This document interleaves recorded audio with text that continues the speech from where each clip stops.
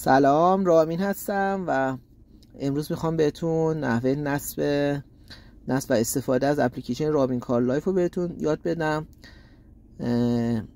این برنامه نسخه انگلیسی شده کار لایفه. تا جایی که تونستم انگلیسی کردم چون خیلی جا چینی نوشته شده و قابلیت مهمش اینه که نقشه نشان و گوگل مپ و البته ویز هم همینطور تو لیست اپاش میاره و در واقع روی مانیتور دستگاه، حالا الان من وصل نکردم، اینجا میتونید گوگل مپ و نشان یا اپ دیگه رو داشته باشید که تو نسخه کار لایف عادی شما نمیتونید داشته باشید. این برنامه فقط مخصوص اوتلندر نیست و میتونید به همه خودروهای وارداتی جدید که مبدأ چین هستن در واقع وصل بکنید و استفاده بکنید. اگه اندروید اوتو ندارن شما میتونید از نسخه کار لایف استفاده بکنید و این نسخه که خب واسه ایرانی‌ها بهتر هستش دیگه. شما گوگل مپ و نشان رو میتونید داشته باشید، چون نسخه کار لایف اصلی شما باید بایدو مپ رو نصب کنید و دردسرای خودش رو داره. بایدو مپ اونقدر خوب کار نمیکنه، این بهتر هستش. بریم نصب کنیم. میذارید دانلود میشه. کانالش هم کانال اوتلندر آندرلاین رامین هستش. تو اینجا گذاشتم، تو این کانال گذاشتم. شما بعد اینکه نصب کردید اجرا میکنید. حالا من یه بار نصب کردم ولی این اولین اجرا هستش. شما هم ببینید که چجوری میشه. برنامه رو اجرا میکنید. اینجا باید دیگه خب همه چی الو بزنید تا دسترسی رو داشته باشه. اینجا که میادش، اگه آپدیت اومد آپدیت نکنید چون این وقت نسختون از بین میره.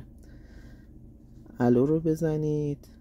اینجا هم اگه اومدش بزنید الو. من اینجا حالا توضیح دادم که نسخه مپ بایدو رو استفاده نکنید. اگه بیاید تو اینجا تو لیست اپ ها اینجا میبینید گوگل مپ و نشان اومده. خب حالا چجوری استفاده بکنیم؟ باید کابل رو وصل بکنیم به گوشی. حالا من اول یه بار هم بیام بیرون نشون بدم بهتون.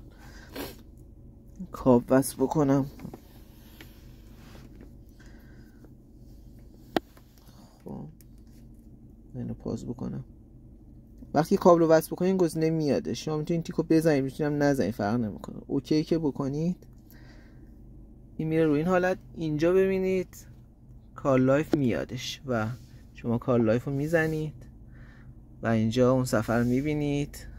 اینجا بزنیم، اینجا هم نقشه میادش. اینا هم فارسی کردم و مثلا من میزنم گوگل مپ. این چیزی که میاد چون اولین اجرا هستش به این صورت. شما باید بیاید اینجا اینا رو تایید بزنید که راه بیفته. اگه نزنید خب دسترسی نداره. اینجا شما باید بیاید رامین کار لایف رو حتما روشن کنید. دوره بک میزنیم. اینا به خاطر اینکه چون میخواد میرور بکنه برای اون هستش. اینا رو باید روشن کنید. یعنی اینا فقط به خاطر اپ من نیستش، خود نسخه اصلی کار لایف هم اینا رو داره. و وقتی که دیگه بزنید میبینید که اینجا گوگل مپ میاد. اگه بزنیم اینجا به چرخه دیگه اینجا الان گوگل مپ رو داریم. شما میتونید الان ایرادی که داره نمیشه تاچو اینجا ساپورت نمیکنه. حالا تو نسخه بعدی تلاش هم کنم تاچو اینجا هم ساپورت بکنه. ولی شما باید رو گوشیتون حالا نقشه‌ای که جایی که میخواید رو بزنید. مثلا من میزنم یه جایی مثلا حالا انتخاب بکنیم، فرق نمیکنه. مثلا من جایی رو انتخاب میکنم میزنم که برم اونجا دیگه. اینجا استارت میزنم. شما دیگه اینجا دیگه رو مانیتور ماشینتون دارید دیگه. اینجا رو مانیتور دارید و دیگه رانندگیتون میکنید. اگه هم این دکمه رو بزنید، این که دایره وسطش بزنید،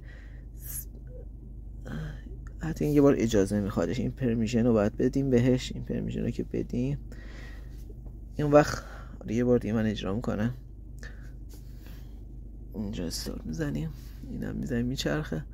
اگه اینم بزنید صفحه گوشیتون رو نگاه کنید. من میزنم ببینید اینجا صفحه گوشیتون رو تاریک میکنه برای اینکه باتری کمتری از گوشیتون مصرف بشه و به همین راحتی دیگه میتونید داشته باشی. حداقلش هستش دیگه، چون میدونم خیلی های مشکل دارن. الانم واسه عید مسافرت میخوام برن و بالاخره مسیر رو داشته باشن، راحت ببینن. باز خوبه، بهتر از هیچی هستش. من تلاشم میکنم نسخه های بهتری رو درست بکنم، ایراداشو برطرف بکنم. شاید تاچو بتونم رو اینجا هم بیارم، چون یه سری کارا کردم هنوز تمام نشده و امیدوارم خوشتون بیاد. حالا اینم که اکسیته، برای نشانم مثلا میتونید امتحان بکنید. ببین نشانم هست. اگه اینجا باید اینجا استارت بزنید هر سری. گوگلش هم ببندم. مثلا نشانم من انتخاب میکنم، مثلا میخوام برم اینجا، میزنم رانندگی میاره و اینم بزنیم به چرخه. اینم نشان و این حالت دارک نشان هستش فکر میکنم. و دیگه اینجا دارید همه رو. موزیک هم دارید، کنارش میتونید موزیک هم بزنید، موزیک هم پلی بشه و موزیک هم داشته باشید. قابلیت موزیک هم داره. موزیک رو حتما بیاید اینجا این کیو نوشتن اینو عوض بکنید، بذارید رو اولی. اون وقت میتونید از آهنگای گوشیتون رو ساپورت میکنه. یه بارم اینجا باید دسترسی بدید. فکر کنم اینجا هم باید دوباره دسترسی بدید اگه میخواید نشانمون هم حذفش کنید. این موزیک هم اینجا بزنید، آهنگاتون رو میاره.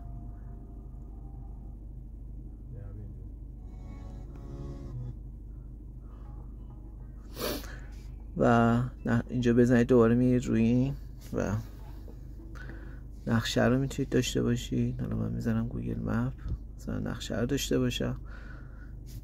استارت باید بزنم. در واقع در کنارش میتونید موزیک هم داشته باشید.